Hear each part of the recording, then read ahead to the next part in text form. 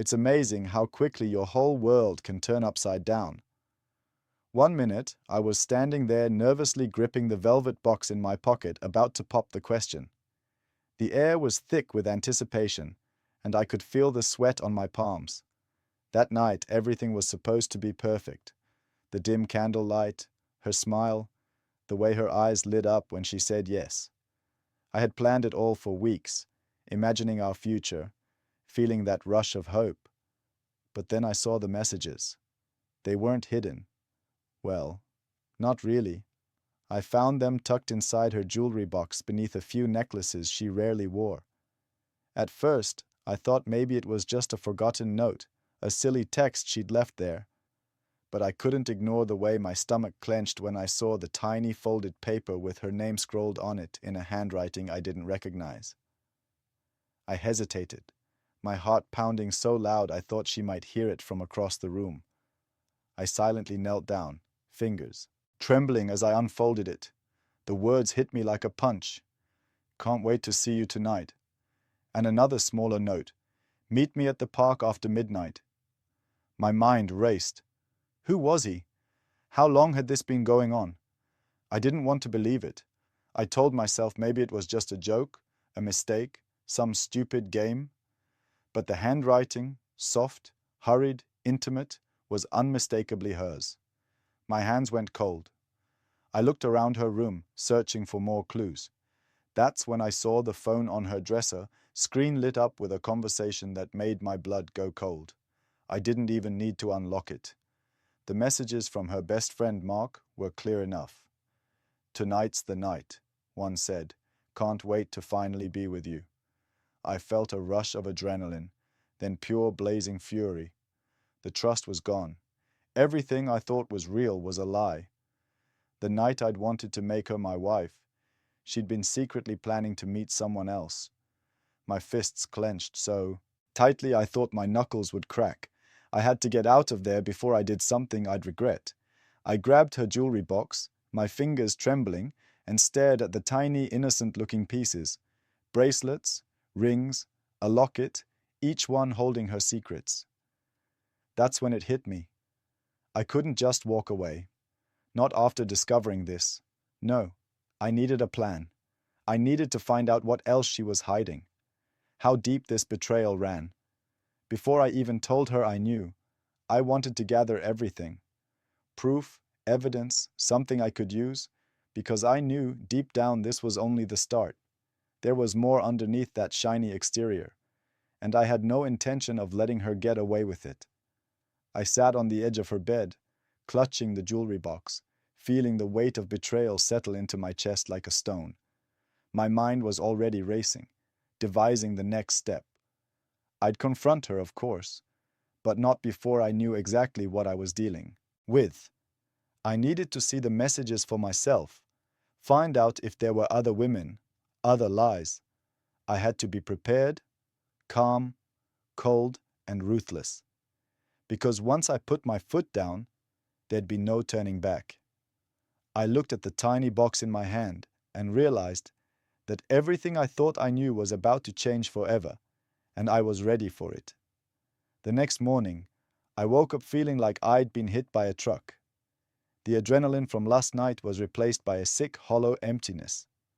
I kept replaying what I saw, trying to find some ounce of denial to cling to, but the truth was staring back at me from that jewelry box, hidden, innocent-looking, yet bursting with lies. I knew I had to move fast. First thing, I grabbed her phone while she was still asleep. I knew I shouldn't do it, that it was a betrayal of my own, but I needed to see everything. I unlocked it with the passcode I'd learned months ago, and my stomach twisted when I saw the messages. From Mark. They weren't just flirty, they were explicit. I scrolled through the conversation, feeling my cheeks flush with rage and hurt. Words like, can't wait, meet me, and finally made my fists tight. I didn't want to believe she'd been lying right to my face. She'd been so caring, so loving. How could she do this? My mind kept circling back to that moment last night, that perfect dinner, her eyes shining when I proposed. It all felt like a joke now. A cruel, terrible joke. I started to feel that familiar cold rage building. I had to be smart. I was going to expose her, but I couldn't afford to make any mistakes. I wanted to see if there were more messages, more signs of her cheating. So I started digging through her social media, her emails, anything I could find. It was a long, disgusting process, but I needed to know everything. And I did find something else. A series of texts from her to Mark, hidden in a folder she thought I wouldn't see. That was it. I was done pretending. This was betrayal on a level I'd never experienced before. I knew what I had to do. I needed a plan, something calculated, something I wouldn't regret later, because once I confronted her, the game would be over. The trust, the love, everything would be destroyed. But I was prepared for that. I'd already decided she needed to see that I knew everything. So I made a copy of all the evidence, screenshots of the texts, the messages from her jewelry box, everything. I kept them on a flash drive, hidden in my wallet so she wouldn't find it. I also started compiling everything into a folder, labeling it the truth. When I looked at her that morning lying there, I felt nothing but cold resolve. I waited until she was in the shower. Then I got to work. My plan was simple but brutal in its effectiveness. I was going to confront her with all of it, show her that I had proof of every lie, every betrayal. I wanted her to see that I knew she'd been cheating with my best friend, that I had the messages, the evidence, everything. She tried to deny it, of course, but I'd be ready. After she finished, I sat her down in the living room. Her face was still damp, hair wet, eyes sleepy. I looked her straight in the eyes and placed the flash drive on the table. "We need to talk," I said, voice calm but firm. Her eyes widened and she looked nervous for the first time all morning. I pushed the folder toward her. "You've been lying to me, cheating with Mark. I know everything." Her face went white. "What are you talking about?" she whispered. I leaned in closer. "Don't play dumb. I have the messages, the proof you're caught." Her hands trembled as she stared at the evidence. "It's not what you think," she stammered. "It's just a mistake." I felt my jaw tight. "A mistake? You're cheating on me and you call it a mistake. Do you even hear yourself?" I could feel the heat rising in my chest, blood rushing to my ears. She broke down then, tears streaming down her face, begging, pleading. But I didn't want apologies. I wanted her gone. I knew I had to be careful with what I was about to do. Revenge was coming, but it had to be precise, cold, and unforgiving. I told her to pack her things and leave immediately. No explanations, no arguments, just her bags and her lies. Watching her pack, I felt a strange mixture of relief and emptiness. The betrayal cut deep, but now I knew the truth. The trust that once held us together was shattered beyond repair. I couldn't look at her the same way anymore. As she walked out the door, her eyes were filled with regret, but I knew it was too late for apologies. That morning changed everything. I sat alone in the silence of the apartment, feeling the weight of what I'd uncovered. The betrayal wasn't just about cheating. It was about the fact that the woman I loved had been lying to me for so long.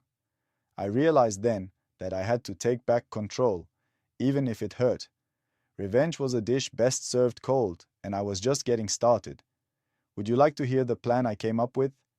After she left, I didn't sit around feeling sorry for myself. No, I knew that if I wanted to make her regret every single lie, I had to be strategic. I had all the evidence and now I needed to turn that into something that hit her where it hurt the most. Her reputation, her sense of security, her sense of control.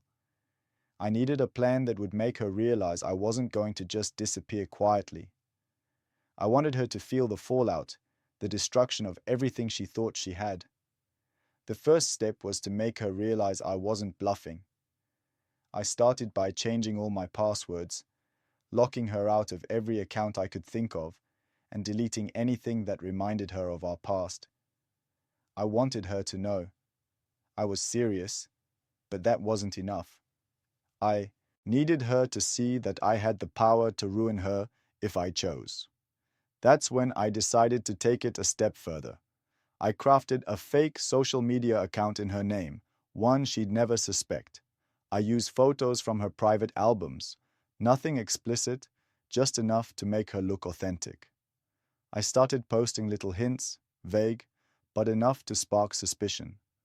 Photos of her favorite places, inside jokes, snippets of her text that I'd taken screenshots of. I made it all look real so when she saw it, she'd realize someone was watching her. But I didn't stop there. I also discovered she had an old hidden email account she used for secret stuff. I hacked into it, found messages from Mark from other men, and some planning her outings to meet them. I printed the most damning ones, took screenshots, and stored everything securely. I wanted to be prepared for her to deny everything so I had backup proof. One evening, I sent her a message from that fake account. Just a simple, ominous note. I know what you did. Don't try to deny it anymore. It wasn't confrontational, just enough to make her panic, and panic she did. She started texting me, asking who I was, what I wanted, but I kept quiet. I wanted her to feel exposed, helpless. She called me the next day, voice trembling, begging for answers. I answered calmly, "You've got a lot of explaining to do." She stuttered, tried to deny everything. I just told her, "You're not going to get away with this. I have everything." Meanwhile, I was preparing for the next phase, making sure she'd see that her secrets weren't safe anymore. I also contacted a lawyer just to be prepared legally. I didn't want to do anything reckless, but I wanted her to understand I was serious about exposing her. My plan was simple but effective. Let her dig her own grave. I wanted her to realize I wasn't going to forgive or forget.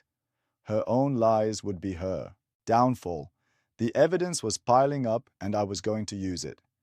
I made sure to keep a low profile, not arouse suspicion, but I was constantly watching, waiting.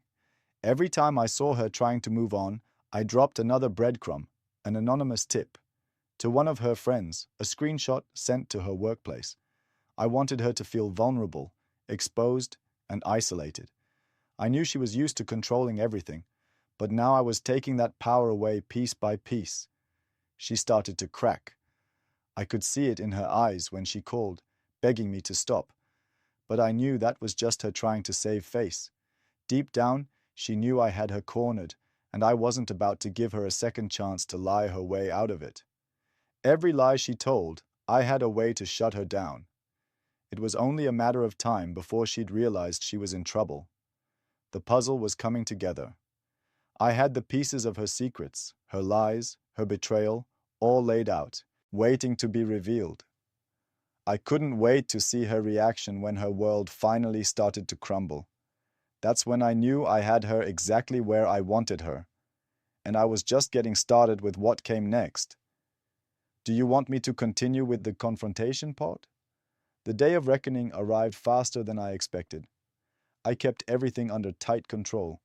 My fake account kept humming along. The evidence was neatly tucked away, and I'd already sent a few anonymous tips to her friends and her boss, just enough to stir suspicion. I wanted her to feel like the walls were closing in, but I also knew I had to be patient.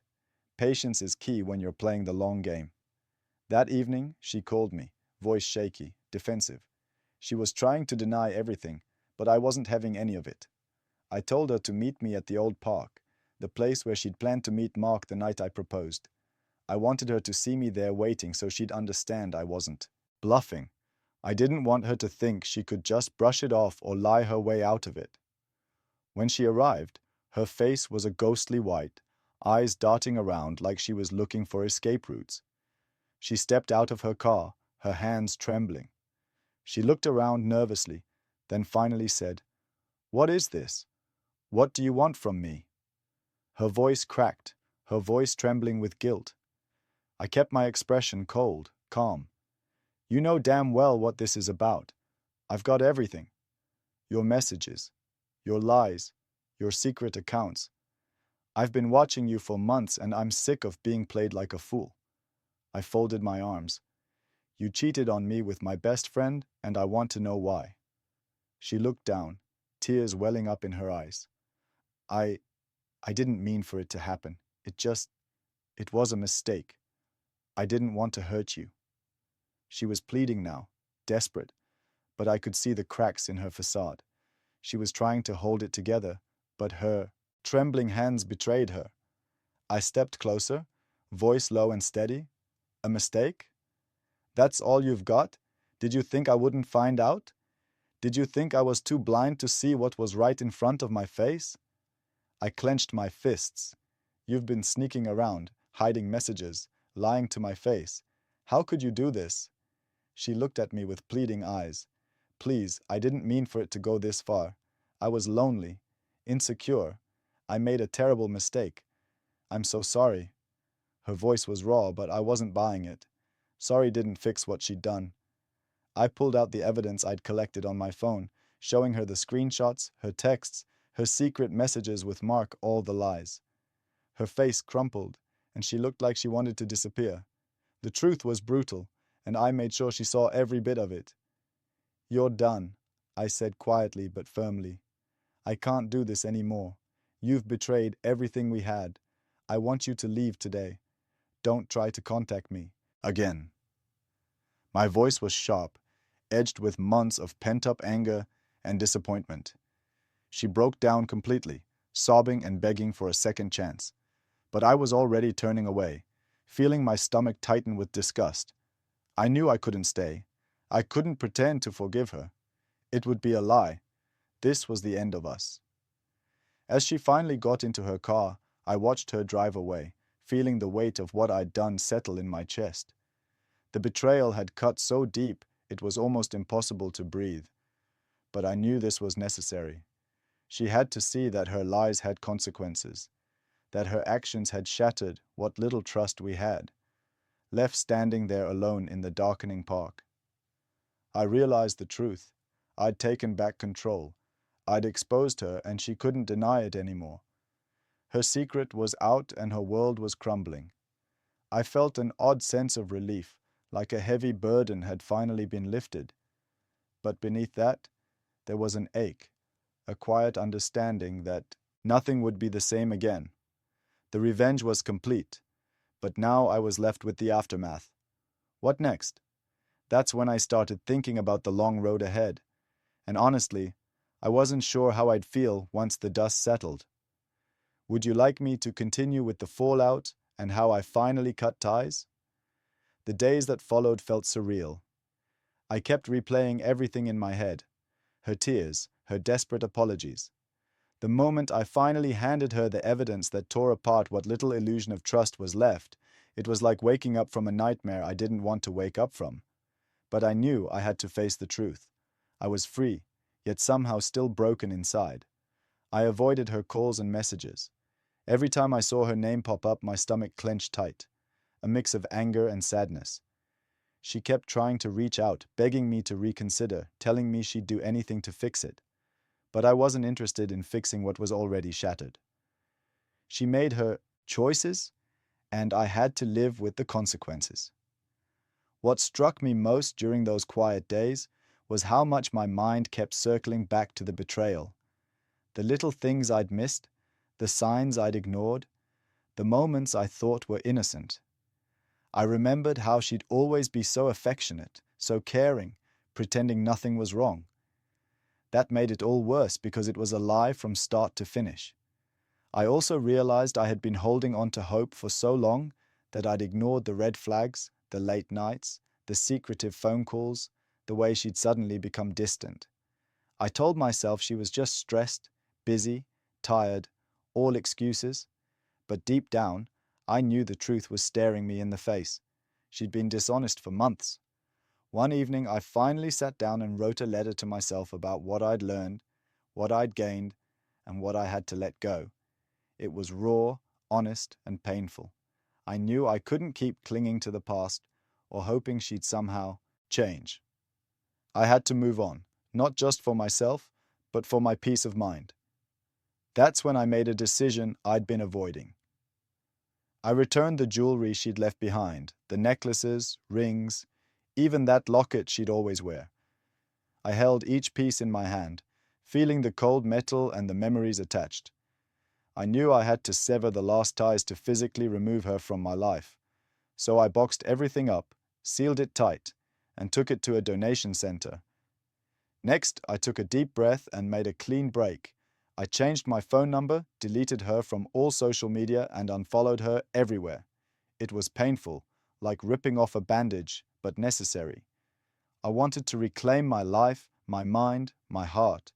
I wasn't going to let her betrayal define me, but I also knew I had to create space to heal. In the quiet, I reflected on what I'd learned. Trust is fragile, I realized, and once broken, it's nearly impossible to get back. But more than anything, I learned that revenge, while satisfying in the moment, doesn't fix the deep wounds. Moving forward means rebuilding, learning to trust myself again, and trusting that I'm better off without someone who could lie so effortlessly. It wasn't easy. There were nights I wrestled with doubt, with regret. But in the end, I knew I'd made the right choice. I handed over the keys to my apartment, changed the locks, and finally closed that chapter in my life. I felt a strange sense of closure, like I'd finally taken control, even if it still hurt. Looking back now, I realize I needed that pain. It opened my eyes to what I deserved and what I refused to accept anymore. My advice: don't ignore the red flags. When someone shows you who they are, believe them. And if they betray your trust, don't hesitate to cut your losses. Revenge might feel sweet, but real healing comes from letting go and moving on. Would you like me to give the final reflection and advice? Looking back now, I realized that the most important lesson I learned from all this is about the value of self-respect. When I discovered her lies, I was consumed by anger, betrayal, and a desperate need to make her pay. But beyond that, I also saw how much I'd been neglecting my own boundaries and instincts for far too long. Ignoring warning signs and convincing myself she was just stressed or going through a rough patch only made everything worse. Breaking away was the hardest thing I've ever done, but it was also the most necessary. I handed over the keys to my apartment, changed my number, and blocked her on every platform. Every step was painful, but needed. I realized that true strength isn't in revenge. It's in knowing when to walk away, even if it's the toughest choice you'll ever make. The moment I sealed that chapter of my life, I felt an overwhelming sense of relief and clarity. One thing I want to say to anyone reading this: never ignore the red flags. Your gut feeling isn't there for decoration. If something feels off, it probably is. Trust yourself more than anyone else, because nobody else knows what's truly going on inside your heart. When betrayal hits, it's not just about the other person. It's about how you respond. You have two choices: let it crush you or use it as a catalyst to rebuild stronger. Revenge, I've learned, is a temporary boost, an adrenaline shot that can cloud your judgment. But real healing comes from acceptance, understanding, and choosing to prioritize your well-being. It's about reclaiming your peace and refusing to let someone else's lies define your story. I still hurt sometimes, but I also know I'm better off without her. She was a chapter I had to close no matter how painful. In the end, I feel proud of how I handled everything.